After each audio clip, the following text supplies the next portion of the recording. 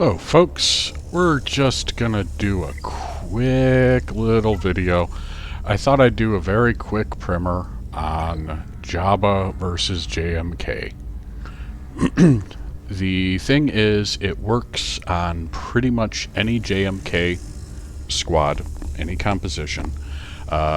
We saw it in my video from GAC, but that was a different squad. Usually you don't have mace. Often you won't see gas either, but really the only thing you need to do... Right, so if they have this data cron, none of this matters, level 3 doesn't matter, all that matters is level 6. If they have the no revive, it's not going to work.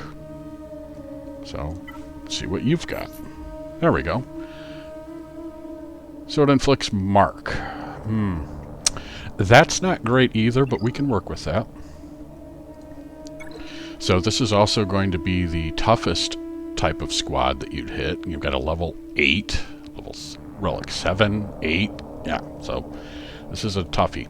And now normally when I do it, I use this datacron because it's a scoundrel defeat, so I don't have to beat him twice. But we're going to go in without a datacron, because the datacron isn't what does it, it's the use order of the skills. So let's go on into the fight. However long it takes to load. Nice optimization, CG. There we go. Alright. Oh! My goodness. I don't think I've been first in ages, but that doesn't really matter. So, we use the first special to give everybody hired muscle, because that's the assist ability. And then we just kind of poke at him. Now, you'd be tempted to use this, but you don't. You want to use this to toss the turn to Jabba. Toss the turn to Jabba. For two reasons. One, that'll get you Chrysanthemum back faster, and two, it lets you put the ability block. And then Embo shoots in the wrong order. He was supposed to clean that taunt out, so now we'll just do it that way. There. Now there's no taunt. So now we can focus on Cat. And we can just ignore Kenobi for now. Now, like I said, normally I would have the Scoundrel Cron, so I'd only have to kill Cat once. Instead, we're going to have to kill Cat twice, but that's not that big of a deal. Already at 80%. There we go. We have our contract. She has 8 thermals. We'll just keep adding them. Yeah, she can do that. That's fine. That doesn't matter. Yeah, all this looks really scary, but it's really not. So, Cat is about to trigger Savior. Just throw the hat. And clear that. There we go. Triggered Savior. Now, it would be really nice if Bosch could get a turn before Kenobi ults. Let's refresh hired muscle. Alright, so that'll take care of Cat. Bye-bye, Cat. So Cat's gone. And we can just go ahead and do that to pump him up more. And he's gonna get ult before we can... Oh, no. Oh, good deal. There we go. Kenobi's gone. Now for normal attacks, I like to focus on snips. We will eat gas. If it hadn't run so smooth, if Cat's still around somehow, I'd eat Cat. Usually I just ignore GK. If he was still alive now, I'd put another ability block on him, or a buff block on him, just to have him sit in timeout and largely ignore him. I have had fights where he is the last person that I eliminate. No, actually, hang on. I don't want to do that. I do want to use a different ability with Scando. What I like to do with Scando is I like to have him do an armor shred on Kenobi. There we go. There. That just speeds things up a little bit. But as you can see, I mean, we've got a minute and a quarter, and yeah, Kenobi's not going to last much longer. But yes, if you open with the first special, then that'll get everybody assisting, so that when you ability block Kenobi, Embo will assist, remove the taunt, and then you can ignore him. You can focus on Cat. Get the bombs on Cat, blow her up, eat gas, and have your... After you've eliminated Cat, you shift your focus to Ahsoka, because her constant assists are what really fuels Kenobi's ult charge. So once you drop her, then it's really just cleanup. And I have had numerous fights that went more or less like that. Usually Kenobi goes first. That was a really slow Kenobi. Usually he goes first, and so he tosses to Cat, but, you know, whatever. It's not that big of a deal. But yeah, that works, I would say, 9 times out of 10 at least. Oh yeah, that's a really slow Kenobi. My god, only 117 speed. Jeez. Anyway, it works really well. And it also works on when you're fighting like this. A team with Padme. It's the same thing, really, except you completely ignore Padme. Yes, she's giving protection up, but you can just ignore her and clean her up at your leisure. Yeah. So all you need to worry about is this level 6 ability. If they have this, it's probably not even worth trying, because you'll lose your tank in the first second of the fight, and then they'll just carve your team up. If they have that datacron, you're going to have to run something else to get rid of Cat. Maybe Lord Vader. But as long as they're not running that cron, easy peasy. And even easier in Gak, because again, you're almost never going to see Gas in the team, so you won't have to worry about him increasing your cooldowns. And you'll have the Kersantin Omicron active. Whereas in Arena, obviously, you don't. So the Kersantin... Where is he? Where are you, Kersantin? There you are. Champion? Yeah. Yeah, he's gaining extra max protection, and he's reducing potency. He's immune to ability block and cooldown increase, so even if there is a gas, it doesn't matter. Yeah, there's a lot of bonuses there that makes him even tougher. But as you saw, you don't even need a datacron. It helps, certainly helps, because sometimes the thermal detonators will do it, and that's unfortunate. Is this it? No, I don't even use the revive cron. Is it this one? Nope. So, and I don't use a turn meter cron because that doesn't do anything with Kenobi, so it's got to be one of these two. Nope, not that one. Good lord, it's going to be the last one I look at. Yeah, this one, the offense up, because it gives them some defense and some offense and crit damage. Yeah.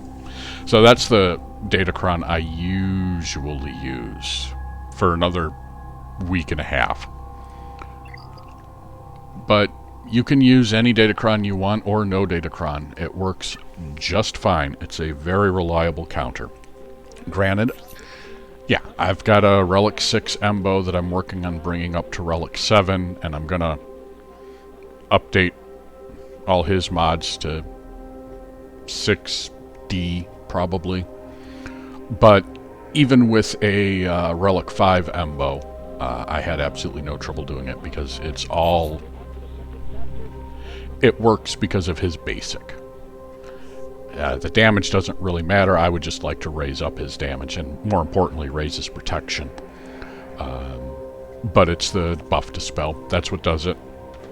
If you do the thermal detonator first, and Jedi Master has gone first, what'll happen is you'll get screwed by the Foresight. And if you throw the thermal detonator at the Foresight, you'll get the thermal detonator, but you won't get the ability block. And you won't have hired muscle on everybody. And those assists are key. It really speeds up your contract, and it means that you can strip off his buffs much more quickly, and then shift your focus to Cat and run her down. So, there you go. The easy peasy counter to Jedi Master Kenobi. If you've been following my videos, you'll have seen that I had been wallowing at about between 50 and 60 in Arena. And now I'm not. All because it's the order that you use the abilities. I actually hit first, and I've had a couple payouts at second. And I can't hit first anymore because someone's got Reva. I tried and I got shellacked. So, what's this one? Alright, so let's do one more fight real quick. This isn't a very long video. We'll do one more fight real quick. We'll put the datacron back on. Nope. This one? Nope.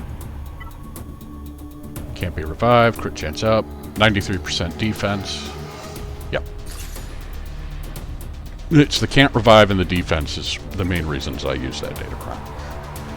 So here we go. Hopefully against a slightly faster Kenobi, so you have a better idea of how it actually works when you're doing it for real. Because I've never outsped a Kenobi. Alright, so Kenobi does that. He gives everybody Foresight. So if you used this, you wouldn't get the ability block. So you use the first special, give everybody hired muscle or whatever it is. Curse Extend goes down, you go, and annoyingly raises everybody's. See, now I can't pass turn, so I've got to do this. And it looks really scary. But luckily, Jedi Master likes to spread the love. And he tries to cleanse himself. Oh, we goofed. See? He had Foresight. So now he's still got that. But luckily, we do have Chrysanthemum back. So this is going to be a little rockier because we haven't been able to clear anybody out. And so this is going to make me a liar on the efficacy of this counter. But 24. That's enough. Not quite. But we might, if we get, yes, we get a turn. So pass it to Jabba. There, got rid of him. Just do it that way. And now we can switch over to Cat. We are behind schedule. And there goes the ult. So this is going to be a little scarier. But we should still be able to manage as long as she doesn't nuke anybody. The problem is Cat hits really hard, and we only have a handful of thermal detonators on her. So I'm going to have to actually do armor shred on her to increase that damage. And we're going to have to eat Cat. Like I said, normally I prefer to use that on gas, but Oops. I'll just do a basic because he's got foresight. She's got invincibility. Yeah, this has gone all pear-shaped. But hopefully you'll be able to see that we're still going to... Oops. You're going to be able to see that we're still going to be... Should still be able to make this work.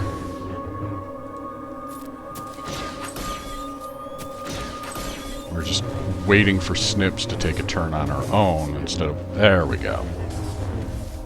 Now I can switch back to her. Unfortunately, Embo is being kind of being difficult. That doesn't really do much of anything. The thing is, we can still win it even if we lose Bosch or Scando. Not so much if we lose both. So now we just... Run. And now we just kind of ignore gas.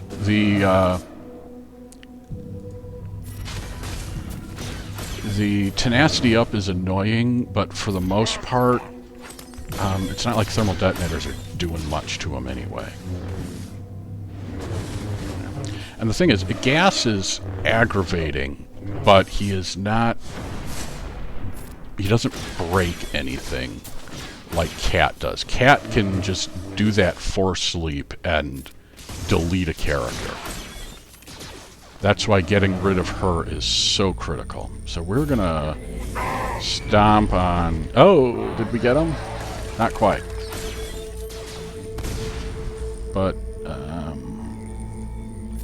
now we will. Yeah, and now it's just easy peasy cleanup on gas.